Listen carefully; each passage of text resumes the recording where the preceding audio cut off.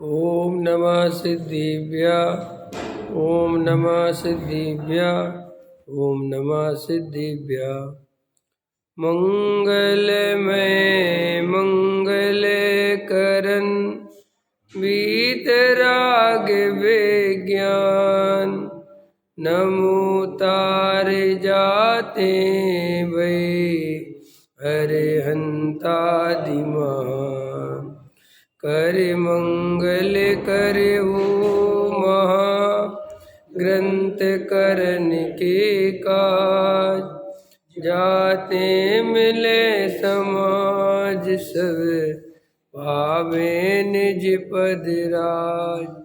इस भव तरु का मूल जानौ मिथ्या भाव ताको कर निर्मूल अब करिए मोक्ष उपाय। संतप्त मानस शांत हो जिनके गुणों के गान में वे वर्धमान मान जिन विचरे हमारे ध्यान में। मोक्ष मार्ग प्रकाशक सातवां अधिकार उभयाभासी मिथ्या दृष्टि।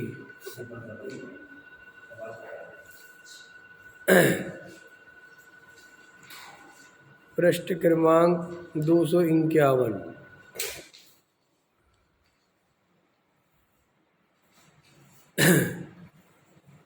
जो व्यवहार में सोता है वह योगी अपने कार्य में जागता है तथा जो व्यवहार में जागता है वह अपने कार्य में सोता है।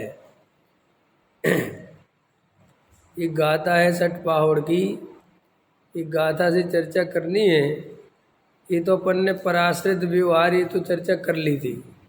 अब देखो सठ पाहुड़ की गाथा कहते हैं जो सुतो व्यवहारे जो सोई जग सक जम्मी जो जगदि व्यवहारे सो सुतो अपड़े कजे।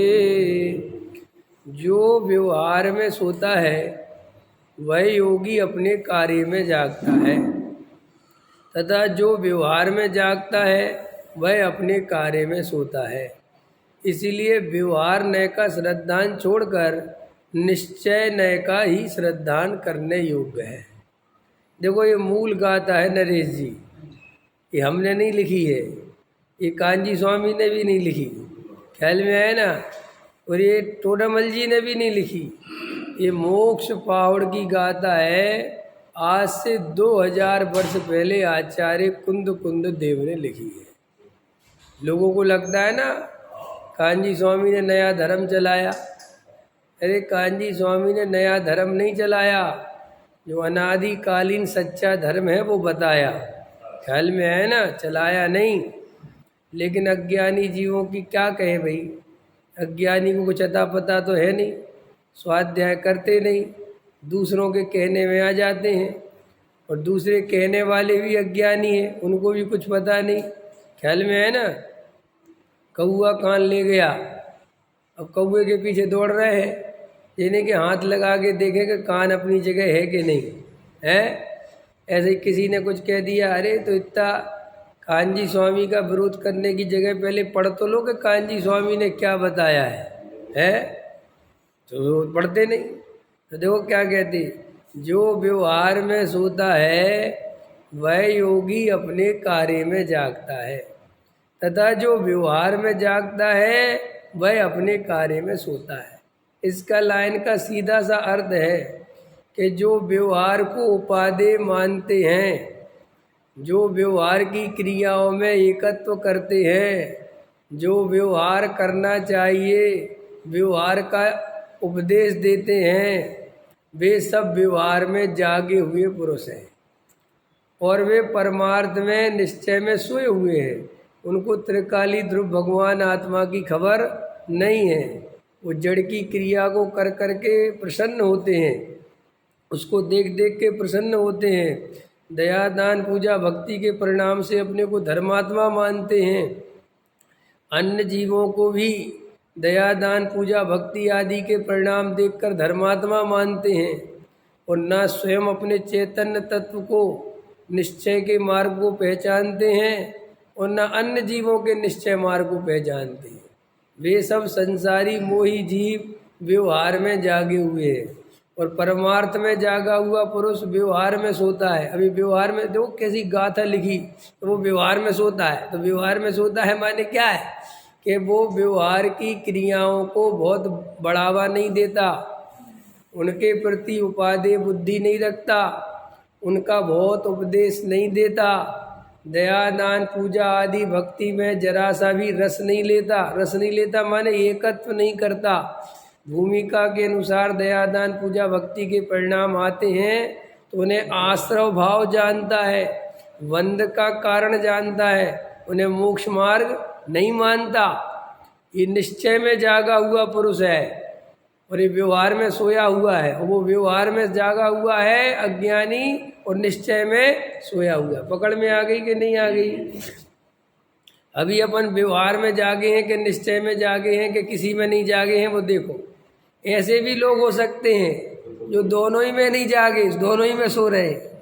ऐसा मत सोच लेना कि नहीं साहब सारी दुनिया व्यवहार में तो जागी। सारी दुनिया व्यवहार में नहीं जागी। जो देवशास्त्र गुरु के समीप ही नहीं आते, मंदिर ही नहीं आते, ख्याल में आए कि नहीं, जिन्हें जैन धर्म क्या है खबर ही नहीं है, वे तो निश्चय में भी सोए हुए हैं और व्यवहार में भी सोए हुए, उनकी तो कोई बात ही नहीं। क्योंकि ये सातवां अधिकार उन लोगों के लिए नहीं लिखा गया, ये सातवां अधिकार तो हमारे तुम्हारे जैसों के लिए लिखा गया, जो रोज मंदिर आते हैं, स्वाध्याय करते हैं, पूजा भक्ति करते हैं। उनकी क्या गलती है उसके लिए लिखा है। पकड़ में आया कि नहीं आया? अब जो मंदिर आदि नहीं आते, जिन्हें कोई लेना देना नहीं, उनके लिए अधिकार नहीं है। तो अभी अपन व्यवहार में जाग रहे हैं कि निश्चय में जाग रहे हैं, विचार करो। वैसे 99% लोग तो व्यवहार में ही जाग रहे हैं। भले ही त्रिकाली ध्रुव भगवान आत्मा की बात बोलते हो, बोलने से तो इतना कुछ खास नहीं है, लेकिन क्रिया कांड की चिंता बहुत है, पूजा पाठ की चिंता बहुत है कि नहीं? हमारे यहाँ पे ऐसे लोग हैं कि नहीं? तुमसे ये तो पूछते हैं कि पूजा में क्यों नहीं आए, और आज पूजा में कौन कौन था, पूजा व्यवस्थित हुई कि नहीं हुई। लेकिन अपने यहाँ को ये पूछता है कि स्वाध्याय में कौन कौन आया और स्वाध्याय व्यवस्थित हो रहा है कि नहीं। बोलो है? अरे बोलो तो सही। अभी ऊपर के मंदिर का जरा सा वेदी के आसपास कुछ हो जाए तो 10 आदमी उसको करने को तैयार है, हम कर लाएंगे, हम कर लाएंगे। लेकिन माइक नहीं है 10 दिन से, तो कौन कौन पूछता है? तुम्हारे अधिकारी, प्रधान जी जो भी है पूछते हैं। अरे मैं तो उदाहरण दे रहा हूँ, मुझे तो बात नहीं किया, वो इसलिए बता रहा हूँ कि हम व्यवहार में बहुत जागे हुए। ख्याल में आए कि नहीं आया? अभी जरा सा कोई कह दे आज भगवान का प्रक्षाल नहीं हुआ, 7:10 हो गए, ये क्या हो रहा है, मैं आऊँगा कल से। ख्याल में आया कि नहीं आया? लेकिन स्वाध्याय की खबर नहीं है। तो जो स्वाध्याय भी व्यवहार है, ये बात बिल्कुल ठीक है, लेकिन ये पूजा पाठ से ऊपर का व्यवहार, एक कदम आगे है। आपको पता है व्यवहार की भी कैटेगरी होती कि नहीं होती? देखो ये हमारा कजन भाई है, अब शब्द तो एक ही है ना, लेकिन कितने तरह के कजन होते हैं। एक साले के साले का लड़का, माने मामा के मामा का लड़का, ख्याल में, और एक मामा का लड़का, और एक बुआ की नंद का लड़का, है ना। सब कजन एक शब्द में डाल देते, लेकिन भाई कैटेगरी है कि भाई कितना कजन है, कितना नज़दीक का है। ये जो तुम्हारी बुआ है, अरे तो भाई है बिल्कुल, तुम्हारी बुआ का लड़का है, काहे का कजन। ख्याल में है ना। ऐसे ही व्यवहार में भी कैटेगरी है। गरीब को दान दे दिया, रोड चलते गरीब को, भिखारी को 2 रुपये दे, ये भी व्यवहार है। फिर मंदिर में देवशास्त्र गुरु की भक्ति करना, ये भी व्यवहार है। ख्याल में पूजा पाठ करना, ये भी व्यवहार है। और स्वाध्याय करना, उसमें प्रथमानियोग का करना, वो एक व्यवहार है।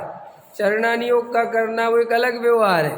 करणानियोग पढ़ना वो अलग है, और द्रव्यानुयोग पढ़ना वो अलग है। फिर और आगे चलो, फिर वो द्रव्यानुयोग को पढ़ के शांति से बैठ के वस्तु का विचार करना, तत्व विचार करना, ये भी व्यवहार है।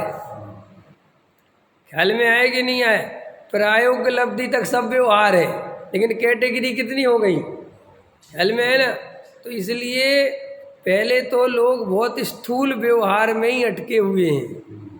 जो वास्तव में परमार्थ के करीब है उस व्यवहार तक तो जीव पहुंचता ही नहीं।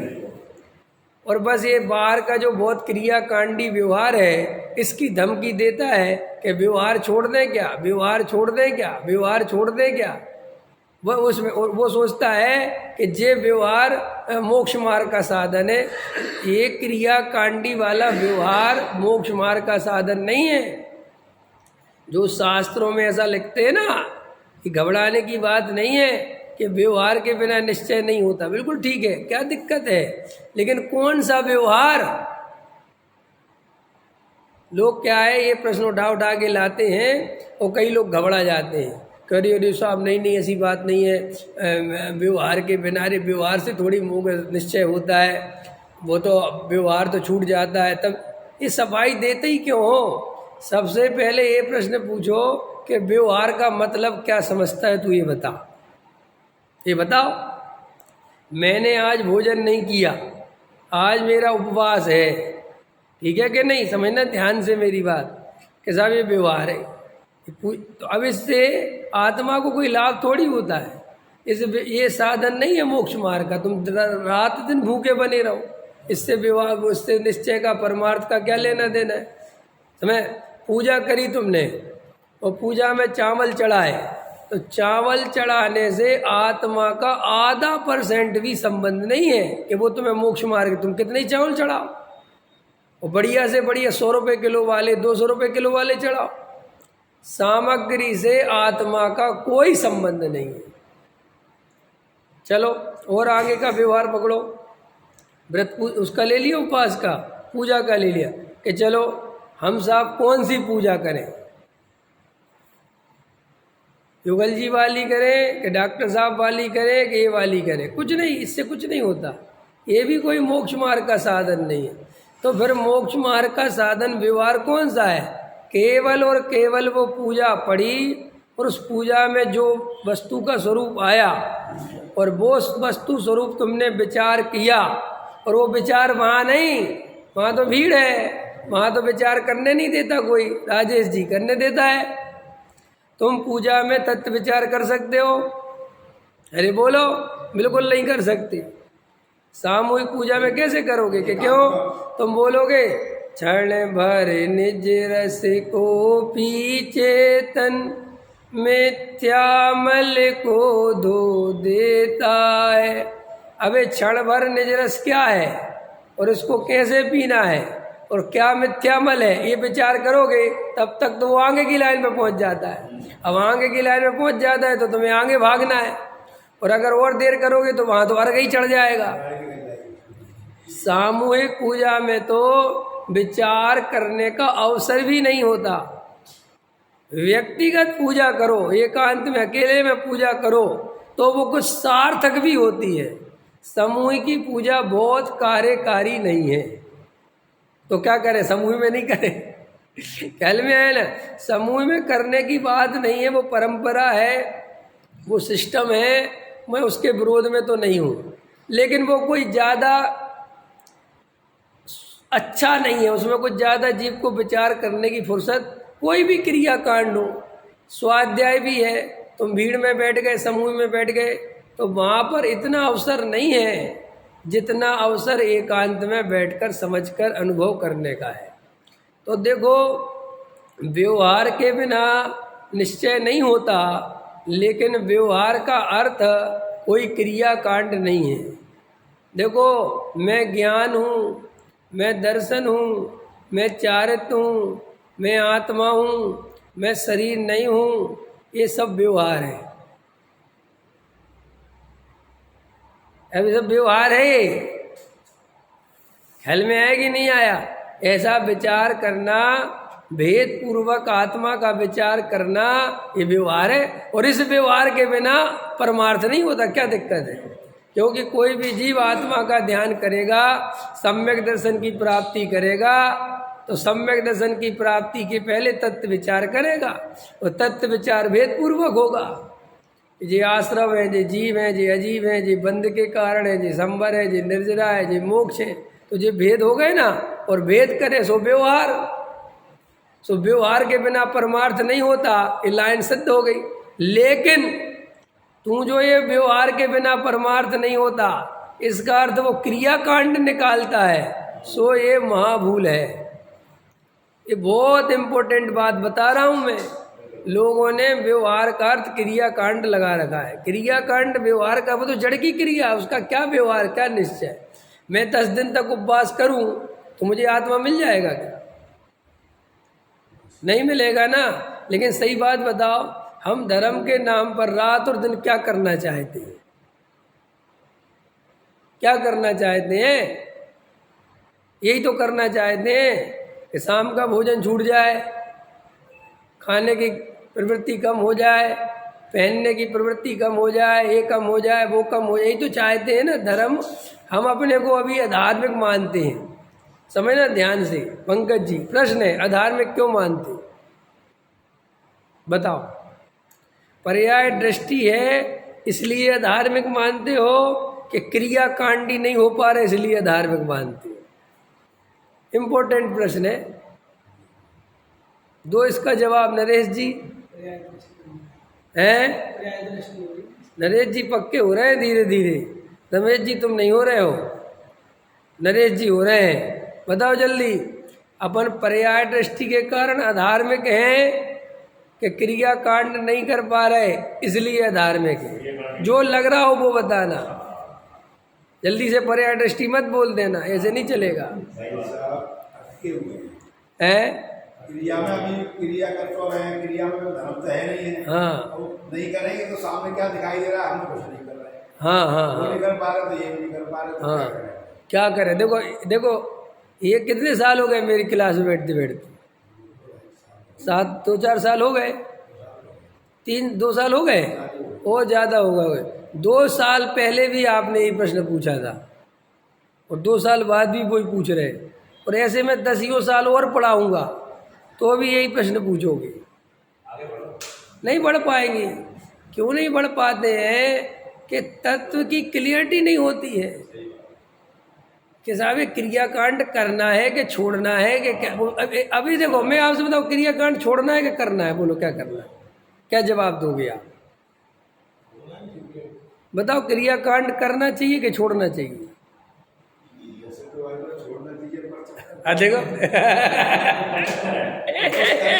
दिखाई दे रहा है, कुछ नहीं कर। अरे रमेश जी, क्या छोड़ना चाहिए? मैं क्रिया का करता ही नहीं हूं, यही तो समझना है। क्या छोड़ना चाहिए? यही तो मिथ्यात्व है कि मैं क्रिया करता हूं। आप ये मानते हो कि मैं क्रिया करता हूं, ये मिथ्यात्व है।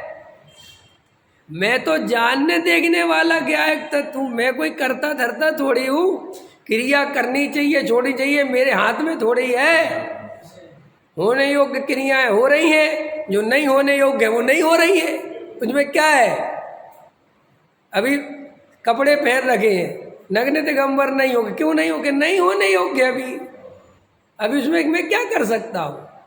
अभी 2 टाइम रोटी खाने का भाव आता है। क्यों? कि मैं उस क्रिया का करता इसलिए नहीं हूँ कि वो क्रिया तो भूमिका के अनुसार घटती बढ़ती है। जब मेरी आत्मा की शुद्धि बढ़ेगी, निर्जरा की और तत्व की और शुद्धोपयोग की वृद्धि होगी, तो वो अपने आप बाहर में जीवन में जो और छूटना होगा वो छूटेगा। लिस्ट बना के दो क्या क्या छूटेगा। लिस्ट बनाने की जरूरत नहीं है। अनादि काल से अनंत काल तक ऐसा ही वस्तु का स्वरूप है कि जैसे नमक खारा होता है, अग्नि गर्म होती है, पानी ठंडा होता है, उद्गल में स्पर्श रसगंध वर्ण पाया जाता है, 5 इंद्रियां ऐसी होती हैं। शरीर अनादि काल से स्वरूप है वस्तु का। ऐसे ये भी वस्तु का स्वरूप है कि अनंतानुबंधी और मिथ्यात्व जाएगा तो तुम्हारी क्या क्रिया बदलेगी। अगर अप्रत्याज्ञाना वर्ण जाएगी तो तुम्हारी क्या स्थिति होगी। ये बिल्कुल अनादि काल से वस्तु स्वरूप खचित है। वो तुम ऐसा नहीं कर सकते कि मेरा 5वां गुण स्थान तो हो गया, मैं प्रतिमा लूँगा ही नहीं। ऐसा हो ही नहीं सकता। अगर 5वां गुण स्थान होगा तो प्रतिमा लेने के भाव अपने आप आते हैं। करे क्या, अपने हाथ में थोड़ी है। जब अपन 12-13 साल के थे, 10 साल के थे, तब तो शादी करने के भाव नहीं आते थे। कोई कहे कि शादी करने के भाव अभी आ जाए तो कैसे आएंगे, 10 साल के बच्चे को कैसे आएंगे। तो जब वो उम्र होगी तो आएंगे, और जब 20-22 साल का होता है तो भी भाव आते हैं। तब कोई पूछे कि जी क्या हो रहा है, कि कुछ नहीं हो रहा। कि जैसी भूमिका बढ़ती है, जैसी उम्र बढ़ती है, वैसे भाव आते हैं। आते कि नहीं आते हैं। और शादी हो जाती है तो लोग कहते हैं अगर बाल के बच्चे करने के भाव नहीं है, अभी तो आते हैं। अच्छे अच्छे करोड़पतियों को आते हैं, अरबपतियों को आते हैं, करोड़पतियों को आते हैं। ख्याल में आए कि नहीं आए, आते हैं कि नहीं आते। अच्छा एक बात आओ, अपन तो बाल बच्चे इसलिए करते हैं कि बुढ़ापे में अपनी सेवा करेंगे, हैं। गरीब आदमी तो बाल बच्चे काहे के लिए करते, लेकिन मुकेश अंबानी ने काहे के लिए कर रखे, क्योंकि उसके बुढ़ापे की तो उसे कोई चिंता नहीं, इतना आदमी है, इतनी VIP व्यवस्था है। लेकिन नहीं, ऐसा नहीं होता। वो तो उस मनुष्य पर्याय का ऐसा स्वरूप है कि वहाँ पे मनुष्य होगा, शादी विवाह करने का भाव आएगा, और फिर वहाँ ऐसी प्रक्रिया से बच्चे होंगे तो वो बच्चा हो जाएगा। और देवगति वालों को बच्चे करने के भाव नहीं आते। देवगति वाले बच्चे कर नहीं सकते। लेकिन ऐसा तो नहीं होता कि मध्य लोग के उठा के ले जाते हो, हैं कि चलो हमारे साथ रहना, हमें थोड़ा बच्चों की जरूरत है। गोद तो नहीं लेते ना वो। और मनुष्य में तो अगर अपने बच्चे नहीं हो, ऐसे बहुत से होते हैं ना दंपत्ति जिनके बच्चे नहीं होते, तो वे क्या करते हैं, आश्रमों से और इधर से उधर से रिश्तेदारों के गोद ले लेते कि नहीं ले लेते, हैं, ले लेते कि नहीं ले लेते, गोद ले लेते। क्योंकि भाई ऐसा ही मनुष्य पर्याय की नेचर है। उसमें कोई आश्चर्य की बात नहीं है कि ऐसा ही तो है ही स्वरूप। माने ये वस्तु स्वरूप के बाहर नहीं है ये बात, ये नेचुरल नेचर है ये। पहले के समय में राजा महाराजा होते थे, और राजा महाराजा होते थे तो एक दूसरे के राज्य पे चढ़ाई करते रहते थे, अपनी ताकत बढ़ाते रहते थे। देखे होंगे आपने कहानी किससे पढ़े। तब कोई कहे कि ये सम्यक दृष्टि थे, वो ये सब इस टाइप का क्यों करते थे। भाई उस समय संसार में रहने की यही स्थिति थी। अगर तुम कमजोर रहोगे, ताकतवर नहीं बनोगे, तो दूसरा राजा तुम पे आके चढ़ाई कर देगा।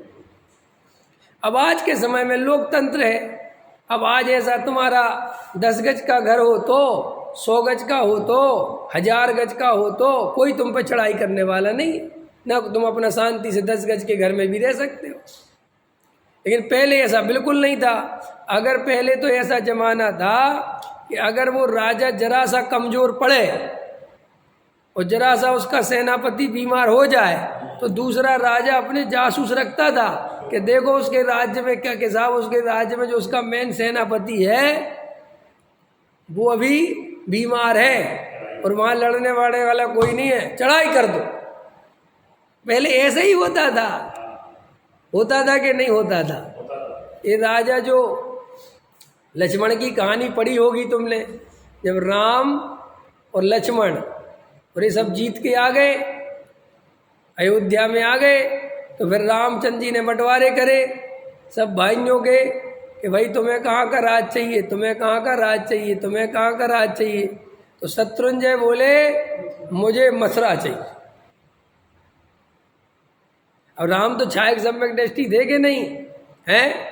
नरेश जी कहानी पता है कि नहीं, कि भैया सुन, मथुरा में मत जा, वहाँ का जो राजा है मधु, वो तो बहुत ताकतवर है, और उसके पास एक ऐसी वो है विद्या कि वो ऐसा चलाता है उस हथियार को, और लाखों आदमी मर सकता है। ख्याल में है ना, तू वहाँ मत जा, कोई और राज्य ले ले। तो शत्रुंजय कहते वो ही चाहिए और मैं सब निपट लूँगा। ख्याल में आए कि नहीं आया। तो देखो वो उसकी पूरी कहानी बताते राम कि वो ऐसा है, तुम उस पर ध्यान रखियो, अपने जासूस भेजना, वो जब नहीं हो उसका उसका वो क्या कहते हैं, वो समझ लो उसकी वो हथियार जो भी बोलते हैं वो वहाँ पे रखा हो उसके महल में, वो कहीं बाहर हो तो तुम तब हल्ला घेर लेना, तो वो उसको ले नहीं पाएगा। अब ये सब षड्यंत्र कर रहे हैं कि नहीं कर रहे, और कौन कर रहा है कौन बता रहा है तरीका चाहे एक सम्यक दृष्टि बता रहा है। और भाई वो गए और रातों रात बेचारे पे जासूस भेजे और वहाँ जाके सेना लेके खड़े हो गए और 2 जासूस भेजे और पता करवाया कि देखो पता करो क्या स्थिति है। बोले साहब वो तो अपनी रानी के साथ बगीचे में घूम रहा है और वो बगीचा आउट में है, और ये महल जो ये अपना रात में घुस जाते दरवाज़ा खोल के महल में। और फिर मेरा कहने में फिर वो वैराग्य भी ले लेता है मधु। अब मेरा प्रश्न ये है कि अब ये आज के समय में कोई करे तो क्या करोगे कि भाई आज के समय में वो स्थिति है ही नहीं, तो वैसे विकल्प वैसी स्थिति बनती नहीं। तो ये तो सब द्रव्य क्षेत्र काल भाव के अनुसार ये गृहस्थ जीवन में क्या कैसे रहना होता है ये वास्तव में जीव के हाथ में नहीं है, और इसके कर्ता बनना बहुत बड़ी मूर्खता है। कभी कर्ता मत बनो, ये अपने हाथ में थोड़ी है। देखो अभी अपन मनुष्य हैं, तो मनुष्य है तो इस टाइप के राग देश चल रहे हैं, बच्चे का, इसका, उसका, मकान का, रिश्तेदार, भाई का, बहनों का, समाज का। अभी अपन की ये पर्याय पलट जाए और अपन देवगति में चले जाएं या नरक गति में चले जाएं या तो वहाँ ये सब छूट जाएगा, वहाँ ऐसे विकल्प बिल्कुल नहीं आएंगे। अब कोई कहेगा कि जीव तो है इनका करता, तो जीव है तो वहाँ क्यों नहीं आती? ख्याल में है ना? कुछ नहीं है, ये सब अपने को अपने ऊपर बोझ मत रखो, निर्भर रहो। हम मनुष्य पर्याय में हैं और गृहस्थ जीवन में हैं, तो इस गृहस्थ जीवन में भूमिका के अनुसार जैसा राग जैसी व्यवस्था बनेगी वो बनेगी, उसके कर्ता हम नहीं हैं, क्या कर सकते। यहाँ आदमी को अपनी जान से ज़्यादा अपने बच्चा प्यारा होता है, ये मनुष्य पर्याय की ऐसी नेचर है। और देखो अगर नहीं हो, माँ को अपना बच्चा के प्रति इतना प्रेम नहीं हो, तो मनुष्य पर्याय में बच्चे पल पाएंगे? बोलो, पाल लेगी माँ। जितने कष्ट सहने पड़ते, 9 महीने पेट में रखना पड़ता है, लेकिन भैया स्वरूप है ऐसा, पेट में रखती है, तकलीफ सहती है, बहुत कष्टों से जन्म होता है, उसके लालन पोषण में अपना पूरा शरीर खराब कर लेती है, उसको जन्म करने में शरीर खराब कर लेती है, फिर भी ममता के कारण, मोह के कारण इस पर्याय की ऐसी नेचर है कि ऐसे भाव आए बिना नहीं रहती, चाहे वो साक्षात वो स्त्री सम्यक दृष्टि ही क्यों ना हो। नहीं समझ में आया कि नहीं आया? स्वरूप है बस। तो अब इससे क्या निर्णय हो गया कि भाई इससे ये निर्णय हो गया कि तुम इस पर्याय की ज़्यादा चिंता मत करो, इस पर्याय के ज़्यादा कर्ता भोक्ता मत बनो, इस पर्याय में ज़्यादा बुद्धि मत लगाओ, तुम्हारे करने से कुछ होने वाला नहीं है, जो होने योग्य वो हो जाएगा। उस पर्याय की अपनी नेचर है, और मैं ये पर्याय नहीं हूँ, ये तो पर्याय मनुष्य पर्याय मेरी थोड़ी है, मैं तो आत्मा हूँ। ये तो असमान जाति पर्याय जो कही जाती है, ये जो शरीर है, ये औदारिक शरीर है, तो ये आत्मा का थोड़ा ही है, ये औदारिक शरीर है, और इस औदारिक शरीर में आत्मा रह रहा है, लेकिन आत्मा रह बस रहा है, वो औदारिक शरीर में करता कुछ नहीं है। नहीं समझ में आया? जैसे अभी है आत्मा इस औदारिक शरीर से निकल के वैकृत शरीर में चला जाए तो क्या होगा कि वैकृत शरीर के जो स्वभाव है वो वैसा काम करेगा, आत्मा तब भी कुछ नहीं करेगा। अभी हमें भूख लगती है, हमें नहीं लगती भूख, ये हमारी भूख लगना, भोजन करना ये हमारा काम नहीं है, ये सब हमें लगता है कि ये हमारा काम है मिथ्यात्व के कारण। ये तो इस औदारिक शरीर की व्यवस्था है, समझ रहे हो कि ये औदारिक शरीर जब जब मिलता है इसको भोजन देना पड़ता है, और ये भोजन से चलता है। ख्याल में है ना? सिस्टम है इसका, इसमें विटामिन होते हैं, है ना, कैल्शियम होता है, ये होता है, ये सब सोचने की जरूरत नहीं है, ये सब पुद्गल के व्यवस्थित परिणमन है। और इसकी ऐसी नैमित्तिक व्यवस्था है कि इसमें कैल्शियम की कमी होती है तो बाहर से एक गोली डालो तो कैल्शियम पूरा हो जाता है। अब कोई कहे कि एक तरफ दूसरी तरफ का करता ही नहीं है, एक पुद्गल परमाणु दूसरे पुद्गल परमाणु का करता ही नहीं, क्या करता नहीं है, लेकिन दोनों के बीच में पुद्गल का पुद्गल के बीच में ऐसे संबंध होते हैं।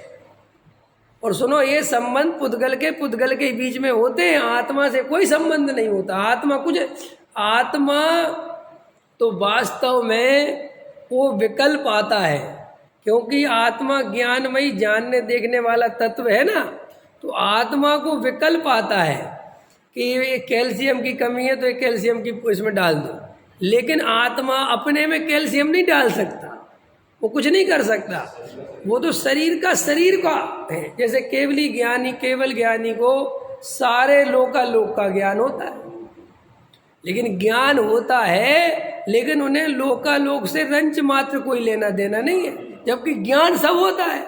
अगर मैं सर्वज्ञ भगवान के समूह में पहुंच जाऊं और मैं ऐसा पूछूं कि मुझे मेरे 20 भव की कहानी सुननी है, तो 20 भव की कहानी सर्वज्ञ बताएंगे कि नहीं बताएंगे? बता देंगे, और एकदम एक्यूरेट बताएंगे। अब मुझे बताओ, उन 20 भवों में से सर्वज्ञ को कोई लेना देना है तुमसे?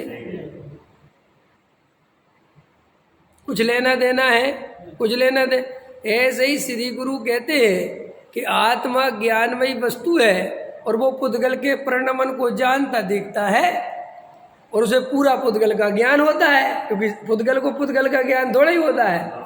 देखो, ये डॉक्टर जो होते हैं जिस पुद्गल का ज्ञान करते हैं, अपन ने नहीं किया, अपन ने आत्मा के ज्ञान किया, मान के चलो। वो इंजीनियर बन गया, डॉक्टर बन गया, तो डॉक्टर बना तो उसने ज्ञान किया ना कि भाई शरीर में अगर ये लक्षण हो तो ये बीमारी हो गई, शरीर में अगर ये लक्षण हो तो ये बीमारी हो गई। तो देखो, उसको ये सारा ज्ञान होने के कारण वो क्या करता है कि 1 मिनट में ये देगा कि ये बीमारी, कि इसको कैल्शियम की कमी है, तो ये कैल्शियम किस पदार्थ में है, तो वो तुरंत उसका ज्ञान उसे होता है।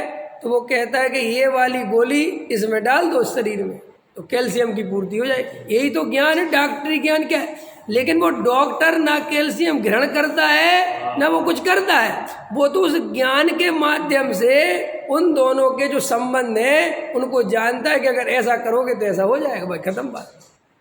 अब डॉक्टर से मैं पूछूं कि ऐसा क्यों होता है, तो बताओ वो क्या जवाब देगा? अभी तुम डॉक्टर से पूछना कभी कि भाई ये शरीर में ऐसी ऐसी स्थिति क्यों है, ये किडनी यहीं क्यों है, ये हार्ट यहीं क्यों है, ये लंग्स है, तो वो क्या कहेगा, क्या जवाब देगा? वो कहेगा मैंने रखी। क्या बोलेगा? कहेगा भाई क्यों है, मतलब अरे है भाई, मुझे क्या पता क्यों है, मतलब आप समझ गए ना। वो यही कहेगा कि भाई ऐसा ही है वस्तु, ऐसा ही होता है शरीर। तो फिर भाई कि क्या होता है कि हाँ, अगर किडनी खराब हो तो दूसरी किडनी लाके बदली जा सकती है, बनाई तो नहीं जा सकती ना, बदल दी जाती है। मेरा कहने का मतलब ये है कि हमें जड़ की क्रिया में ज़्यादा परेशान नहीं होना चाहिए। रमेश जी, आप बोल रहे हो ना कि क्रिया छोड़ दें, क्या छोड़ दें, क्या कर लें? मैं क्रिया का करने वाला हूँ ही नहीं। कोई आपसे पूछे कभी कि क्रिया करते हो कि नहीं करते? ऐसा तो आपको कह रहे सही बात है, हाँ, पर जो हकीकत है वो तो ये हो रहा है अभी। हाँ, अब ये बहुत अच्छा है, ये बहुत अच्छे। देखो क्या है, आप ईमानदार मिथ्या दृष्टि हो, ख्याल में है ना, कई बेईमान मिथ्या दृष्टि होते हैं। आप इतने ईमानदार आदमी हो, आपको जो लगता है आप वास्तव में वही बोलते हो, और आपको मुक्ति मिल जाएगी, क्योंकि आप स्वीकार तो कर रहे हो कि यार पंडित जी हम बोलते भले ही कुछ है, लेकिन लगता तो वही है। ये बहुत अच्छा है। अब प्रश्न ये उठाओ कि मुझे ऐसा क्यों लगता है, और कुंद देव को क्यों नहीं लगता, टोडामल जी साहब को क्यों नहीं लगता, पूज्य गुरुदेव को क्यों नहीं लगता, अनंत ज्ञानियों को क्यों नहीं लगता, और मुझे क्यों लगता है कि जड़ की क्रिया मैं करता हूँ? ये प्रश्न उठाया करो।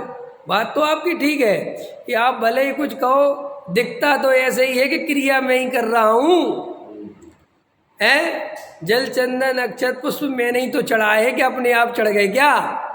लिखता तो ऐसा ही है, लेकिन ये ऐसा इसलिए दिखता है कि पर्याय दृष्टि है। अपने चैतन्य पे दृष्टि नहीं है, ज्ञायक भाव की खबर नहीं है, ज्ञायक भाव को कभी शांति से बैठ के देखा नहीं है, एकांत में तत्व विचार नहीं किया है, इसलिए है ये। अगर एकांत में बैठ के रोज तत्व विचार करोगे, अपने को जानने देखने वाला तत्व अनुभव करोगे, तो अपने आप दिखने लगेगा। होता स्वयं जगत परिणाम, मैं जग का क्या करता काम, अपने आप दिखेगा। लेकिन वो देखने के लिए ज्ञायक पे दृष्टि करनी पड़ेगी, उसके अलावा कोई उपाय नहीं है, चाहे जितनी ताकत लगा लेना। अब आप क्या सोचते हो, अधिकतर लोग क्या सोचते हैं कि हम पढ़ाई कर लेंगे, स्वाध्याय कर लेंगे और हम जड़ की क्रिया के करता नहीं है, मान लेंगे। तो ऐसे मानने से मिथ्या दर्शन नहीं मिटता।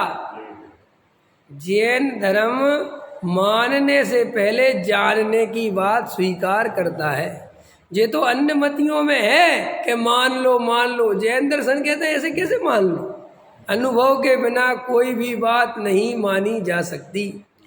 तो हमेशा शास्त्रों के भार से कभी मत दबना। शास्त्रों में कितना ही कुछ लिखा हो, लेकिन उसको आंख बंद करके नहीं मानना चाहिए। जब तक वो बात मेरे अनुभव में नहीं आएगी, मैं तो यही कहूँगा कि नहीं, मेरे समझ में नहीं आती कि भाई कुंद को कही होगी कुंद देव ने, अभी मेरे तो अनुभव में नहीं आ रही। हाँ, तभी प्रमाणिकता हो। कई लोग क्या करते हैं, अधिकतर लोग क्या करते हैं, देव शास्त्र गुरु के भरोसे हम तो साहब देव और आत्मा को अलग अलग मानते हैं, शास्त्र में ऐसा लिखा। ऐसे अलग मानने से क्या होता है, हम तो साहब जड़ की क्रिया करते हैं लेकिन अपने को कर्ता नहीं मानते, ऐसा मानने से होता है क्या? साफ साफ तुम्हारा अनुभव ये है कि करते हैं। और जब हम पूछते हैं तो तब ये लाइन सुनाते हो, जड़ चेतन की परिणति प्रभु अपने अपने में होती है। ये कहने से क्या होता है, अंदर तो वो जड़ की क्रिया मैं ही कर रहा हूँ, ये लग रहा है, और जो लग रहा है असली तो वो ही है। तुम क्या बोल रहे हो, क्या बता रहे हो, ये असली नहीं है, ये तो सब नकली है। इसलिए जन्मों जन्मों से मिथ्या दृष्टि बने रहे। कभी हम शास्त्रों की, ये अधिकतर अपने यहाँ पे जो जैनी भाई है, अपने यहाँ का सारी दुनिया में अन्यमती भी सब अपने अपने शास्त्रों के गुलाम हैं, शास्त्रों की गुलामी करते हैं। शास्त्रों में जो लिखा है बस जी, और वो तो मानते बिल्कुल नहीं है, क्योंकि अनुभव के बिना कोई चीज़ मानी ही नहीं जा सकती। आप कैसे मानोगे, बताओ, मान लोगे? अनुभव के बिना मान लोगे कोई चीज़? ऊपर से कितना ही मान लो, अंदर अनुभव तो देखो, पैसे की महिमा करनी नहीं पड़ती, अपने आप आती है। क्यों आती है प्रश्न है, तो मैं किस शास्त्र में लिखा कि पैसा अच्छा है? कौन से शास्त्र बताओ, एक जैन शास्त्र उठा के लाओ। जैन नहीं, अरे दुनिया में जिनके भी शास्त्रों पे उठा के लाओ, किसी शास्त्र में रुपया पैसे की महिमा करी हो, परिग्रह की महिमा करी हो, मकान दुकान की महिमा करी हो, एक शास्त्र ले आओ। लेकिन ले आए है कोई शास्त्र? नहीं है, एक शास्त्र नहीं है, फिर भी तुम्हें उसकी महिमा इतनी है कि नहीं? अभी लाख रुपए बोलो तो जवान पे लपलपा जाती है। अभी 200 गज का मकान 100 रुपये गज में राम है, बोलो तो ये महिमा तुम्हें किसने कराई? ये अनुभव से आई है, बिल्कुल अनुभव से आई है। अनुभव कहता है बाप बड़ा ना भैया, सबसे बड़ा। हाँ, अब आए तुम लाइन पे, बता तो है वो कैसे? अरे कमाल है यार, है पता तो है वो कैसे। अब पता है तो फिर वो कैसे का प्रश्न कहाँ होता है? हल में है ना, चलो जरा मार्ग पे, हिम्मत करो चलने की। बात तो ठीक है, थोड़ा मोह छोड़ो, ढीला करो, डरते क्यों? मरना तो है ही ना, मरोगे तो ही, ठीक है, ये तो बात पक्की है। तो मर रहे हो तो ये बात निर्णय कर ही लो कि यार क्या जोड़ना है, छोड़ के तो जा नहीं, क्यों मरना? खाने लायक है, ठीक है, आ जाए तो आ जाए, नहीं आए तो मेरा क्या जाता है? ऐसे निर्णय करने पड़ेंगे मजबूती से। भूखे तो नहीं मर रहे ना, भूखे नहीं मर रहे तो इस देह की आवश्यकता रोटी कपड़ा मकान है। और फिर अब ये बच्चों को जोड़ जोड़ के करना, सो बच्चे अपने करेंगे, हमें क्या मतलब है। और होता क्या है, तुम लाख रुपए जोड़ के रखो, करोड़ रुपए जोड़ के रखो, होता क्या। और रही ये मान कसाई की बात, तो यहाँ अच्छे अच्छे सेठिया जो है इधर उधर घूमते फिर रहे, कोई पूछने वाला नहीं। मैं तो बड़े बड़े सेठियों को देखता हूँ, बेचारे मान सम्मान पाने के लिए गधों की तरह दौड़ते हैं। पहले पैसे कमाने में गधों की तरह दौड़े, समझ में आया ना, बिल्कुल गधों की तरह, उससे भी ज़्यादा खच्चर। और रात दिन मर गए, पैसा इकट्ठा करा। अब पैसा इकट्ठा हो गया, अब गधों की तरह मान सम्मान में दौड़ते कि भैया कोई सम्मान दे दो, हमसे लाख रुपए ले लो, अरे 10 लाख ले लो, हमारा नाम तो लिख लो। और वो लेने वाला कह रहा अभी बहुत लाइन में, अभी नहीं ले रहा, कि चलो एक काम करो दे दो, लेकिन तुम्हें ट्रस्टी नहीं बनाएंगे।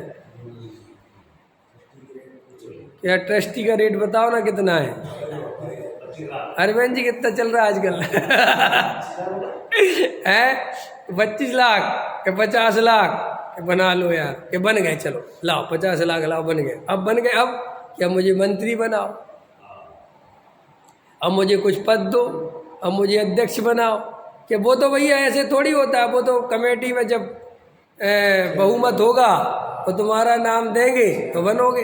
अब चमचागिरी करो, पहले तो 50 लाख खर्च करे, अब चमचागिरी करो। देवेंद्र जी भाई साहब, जय जिनेन्द्र भाई साहब, ये जितने हाथ जोड़ रहा है ना, ये चमचागिरी कर रहा है।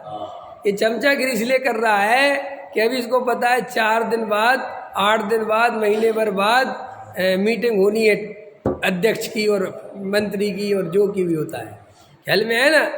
अब देख रहा कितना खतरनाक है ये मोह है। पहले तो गधों जैसे जोड़े, फिर गधों जैसे छोड़े, और फिर गधों जैसे जोड़े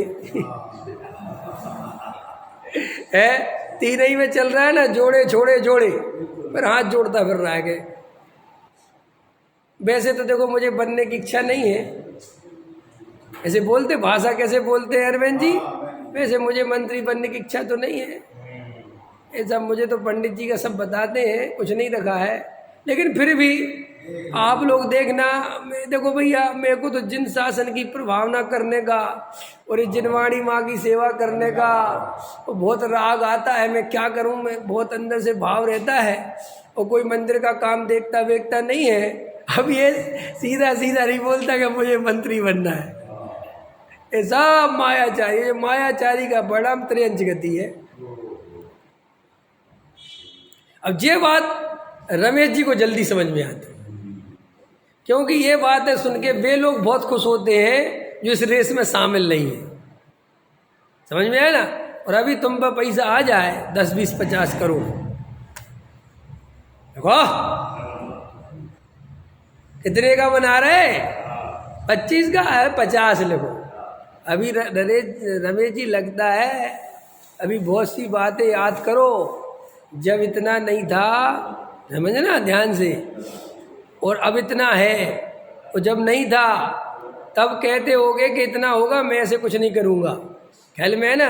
जब दिल्ली में आए होगे ना, ये सोच के आए होगे, यहाँ दिल्ली में यही सोच के आते हैं सब कि बस दाल रोटी चल जाए, काम चल जाए, बस भैया एक कमरे का। और जब सुनो 2-4 साल बीतते हैं, साल 6 महीने, तब सोचता है काश एक कमरे का बस मकान हो जाता, बस और कुछ नहीं, जिंदगी कट जाती आराम से, एक कमरा हो जाता। चलता है ना नरेश जी, एक कमरा बस।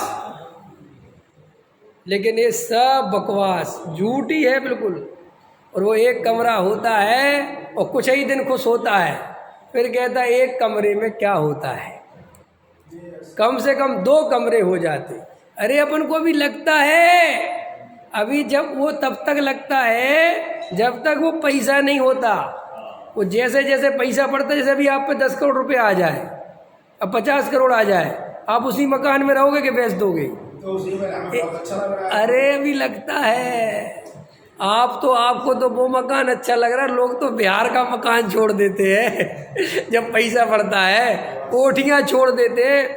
मैंने ऐसे ऐसे लोग देखे मेरी आंखों के सामने इतनी बढ़िया कोठी बनी बिहार में, और मैं गया, अरे मैंने कहा क्या हो गया भाई साहब? बोले इसको गिरवा रहे हैं। कि क्यों गिरवा रहे? इतनी बढ़िया बनी हुई है। अरे मन भर गया, बढ़िया अपने हिसाब से बनवाएंगे लोग। अब ये क्या हो रहा है? पैसा।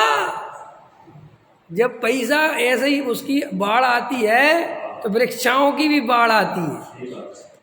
ये अपन को ऐसे कभी नहीं सोचना चाहिए कि हमारे अंदर ऐसा नहीं। अरे अभी थोड़ी पता चलता है।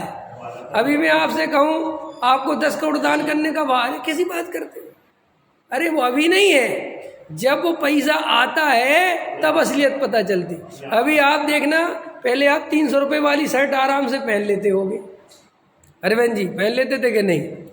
और आज अरविंद जी 5000 वाली पहनते। अब इनसे कहो कि जब 300 वाली पहनते थे तब 5000 वाली की सोचते थे कि मैं 5000 पे शर्ट पे 5000 खर्च करूंगा। 5000 और शर्ट पे, बोलो सही है कि नहीं? अंदर चलता था कि नहीं?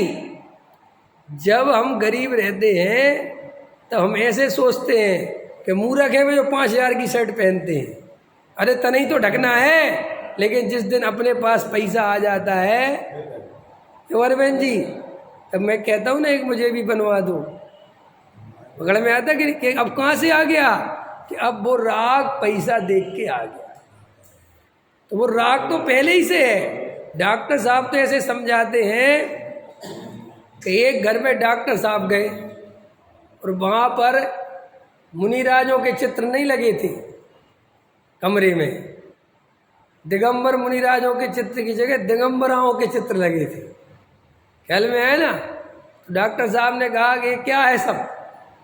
तो बोले साहब ये कमरा मेरा नहीं है, मेरे बेटे का है। ख्याल में आया कि नहीं आया? तो लोग कहते देखो ऐसे सब चीज़ें नहीं लगानी चाहिए, इससे राग उत्पन्न होता है।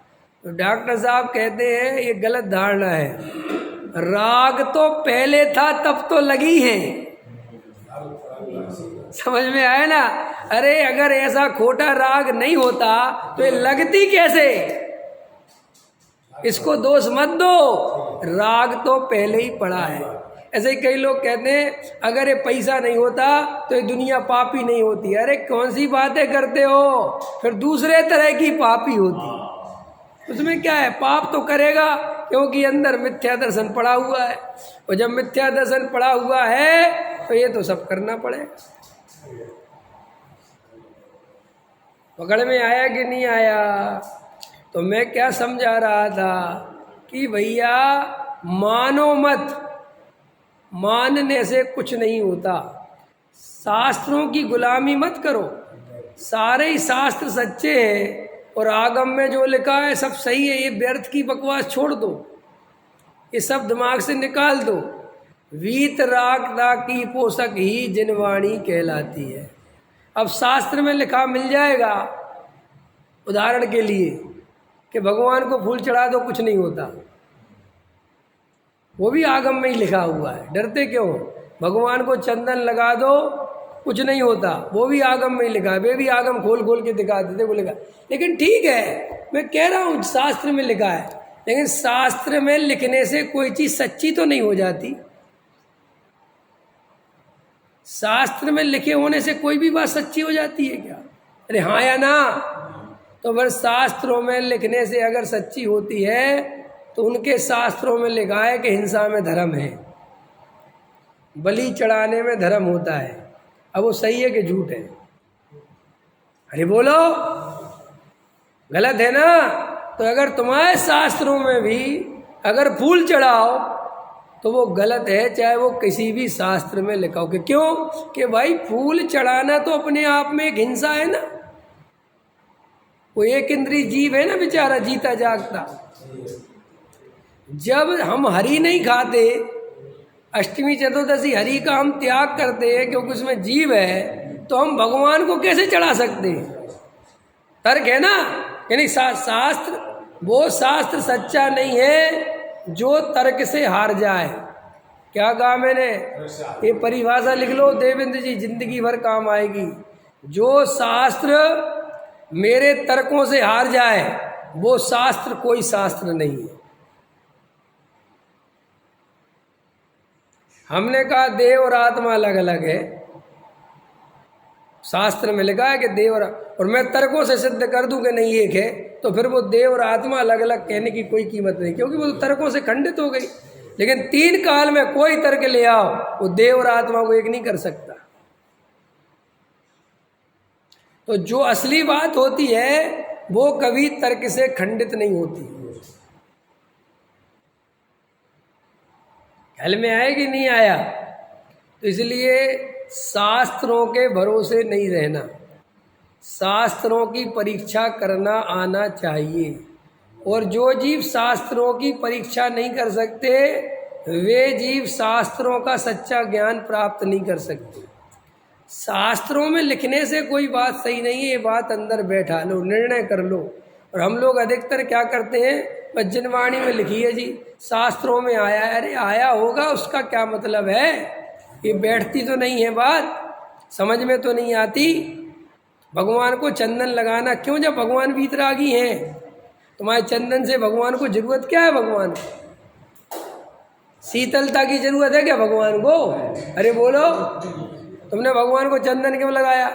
शीतलता के लिए, है ना? चंदन शीतलता करे, तपत हर लेत, है ना? वो पूजा है ना, तो तपन हर ले। तो भाई चंदन लगाने के पीछे लॉजिक क्या है जी? यहाँ पे जाओ ना अपन इस रास्ते में, कड़कड़ी मोड़ पे, ये साईं बाबा बैठे ना इधर कोने में, तो क्या होता है, ठंड आती है तो वे ज़्यादा कपड़े पहना देते हैं, ठीक है? गर्मी आती है तो एसी चला देते हैं, पंखा लगा देते हैं। तो भाई उनके भगवान तो इस टाइप के हैं, उनको गर्मी भी लगती है, सर्दी भी लगती है, और बारिश आ जाए तो भाई छाता भी लगा सकते हैं। ख्याल में आए कि नहीं आए? लेकिन हमारे भगवान तो हैं ही वीतरागी, उनने तो कपड़े भी छोड़ दिए, छाता भी छोड़ दिया, पंखा भी छोड़ दिया, सब कुछ ही छोड़ दिया, और तुम उनको जो है अनुकूलता देते फिर रहे हो। तो मूर्ख हो गए नहीं? जो आदिनाथ भगवान के जब दीक्षा ले ली और अपनी लड़की लेके आ रहा है, अपना सोना चांदी लेके आ रहा है, वो कह रहा महाराज क्या हो गया आपको, लो मेरी लड़की शादी कर लो, लो ये सोना चांदी ले लो। तो वो मूर्ख है कि नहीं? कि हाँ मूर्ख है। कि क्यों? कि वो नग्न दिगंबर साधु को पहचानता नहीं, उसको साधु की सच्ची पहचान। कोई अज्ञानी अबोध बालक, कोई लकड़हारा, कोई वन जंगल में घूमने वाला, समझ में आया, ग्वाला, एक मुनिराज को देखे, ठंड का समय, और मुनिराज अपनी आराधना कर रहे हैं, और ऐसा विचार करे कि अरे अरे ये व्यक्ति, ये देखो ऐसे कैसा साधु आदि, बेचारा ठंड लग रही है, अरे क्या कर रहा है, और वो कंबल उड़ा दे। समझना मेरी बात? तो भैया वो तो कंबल उड़ाना साधु पे उपसर्ग है, कि वो कंबल जब तक उड़ा रहेगा भी उठ नहीं सकते वहां से, और वो तो भला जान के कर रहा है। तो भाई भला जान के कर रहा है तो तू अज्ञानी है, मैं क्या करूं? मैं इस बात की प्रशंसा कैसे कर दूं कि नहीं भाव तो अच्छे थे? भाव अच्छे होने से गलत काम अच्छा नहीं हो जाता। क्या कहा मैंने? हमारे भाव बहुत अच्छे थे शांति धारा करने के, उससे कोई मतलब नहीं है। भाव तुम्हारे अच्छे हो सकते लेकिन काम सही नहीं है। हमारे बहुत भाव हैं, हमारे इतने भाव है भाई साहब, क्या बताओ, इतने परिणाम है कि भैया कंट्रोल नहीं। समझ में आया? कोई यहाँ 10 बजे आ जाए मंदिर में, अभी 10 बजे आ जाए, और मेरे बहुत भाव है, अरविंद जी मेरे बहुत भाव, मेरी बहुत भावना, प्लीज। कि क्या भावना है भैया तुम्हारी? कि मुझे भगवान का प्रक्षाल करना है। कि प्रक्षाल तो हो गया, नहीं मेरी भावनाओं को समझो। अरे भाई तुम्हारी भावनाएं बढ़िया है लेकिन अब ये काम नहीं हो सकता। अंदर समझ में आया कि नहीं आया? भावनाओं का मतलब ये थोड़ी होता है कि हम सबको सही कर देंगे, गलत चीज़ों को सही कर देंगे, गलत परंपराओं की स्वीकृति दे देंगे। भाई गलत तो गलत है, तेरी भावनाएं कितनी बढ़िया हो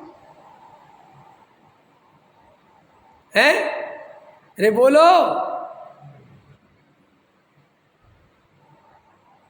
थोड़ा उदाहरण गलत दे दूँ लेकिन चलो दे नहीं रहा, जरूरत नहीं है, समझ गए इतनी सी काफ़ी है। मेरा कहने का मतलब ये है कि भावनाएं वस्तु स्वरूप के आगे कुछ भी नहीं है।